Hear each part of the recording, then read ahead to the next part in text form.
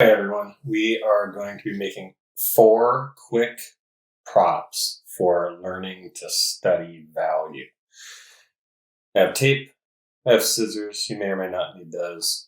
The preparation I have done so far is to quarter one of my full pieces of 18 by 24 drawing paper. So right here I have 3 quarters of that sheet, and then here is 1 more quarter split in half. Okay, so these are 2 8th-size pieces. I'm going to use 3 1/4 size sheets and 1 1/8 size sheet. What we're going to make are 2 cylinders of different sizes. We're going to make a zigzag wall. Think of it as like a wall divider.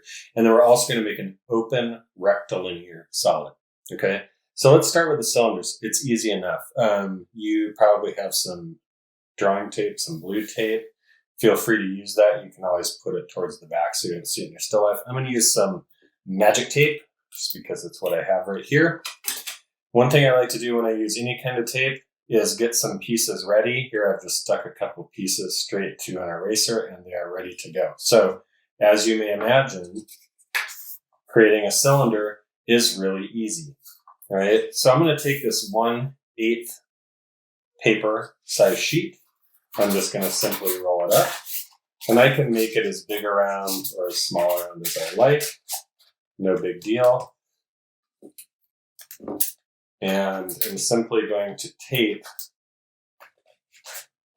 over the edge. When you tape over the edge like this, it actually helps hold this in a more circular fashion than just taping along the side there.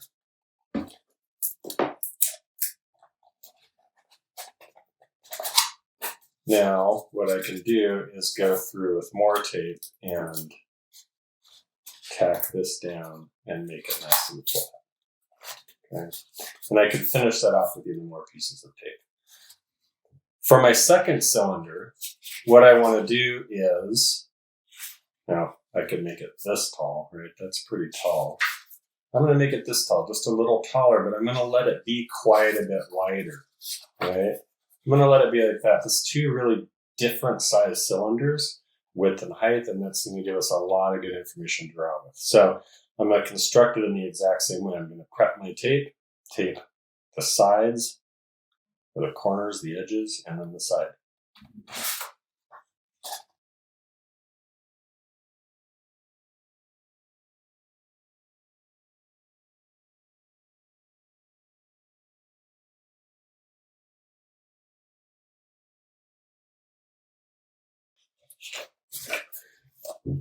Et voila, large cylinder. The next shape we're going to make is a simple screen. So this is essentially just going to be like a folding exercise, no tape involved. I'm going to fold my paper in half, and then in half again, and then in half again. And I can do that as many times as I want, depending on how many louvres or how articulated I want my screen to be.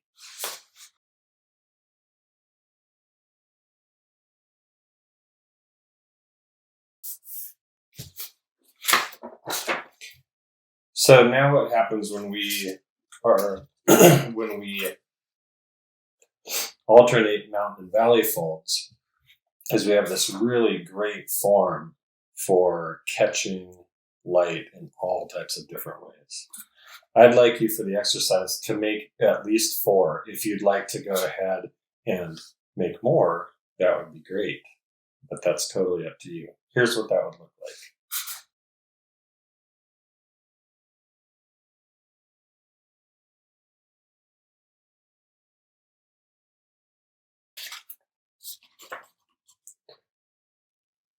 So there we have a nice half and half split. All right. Whatever you like, minimum of 4 folds, but look how beautiful that value is. Nice darks, nice lights, lots of modulated middles. Okay, the last shape that we're going to make is a closed or an open-ended rectilinear solid. It's going to be a lot like making that screen. The only difference is that when we start our half folds, what I want to do is leave a little bit of a tab along one edge. So my first fold is going to leave a little tab. Then I'm going to go ahead and fold that tab over. Now what this is the edge we're going to tape against. So what this has become is a new halfway point in the paper. And if we then fold to that halfway point from here, and from here, rather than the end, from there,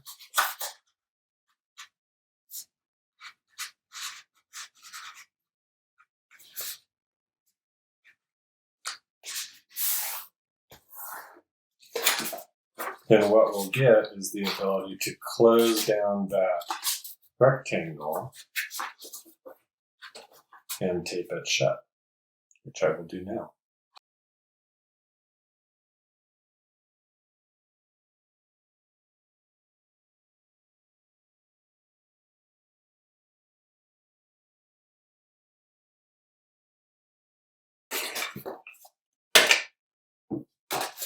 So there you have it.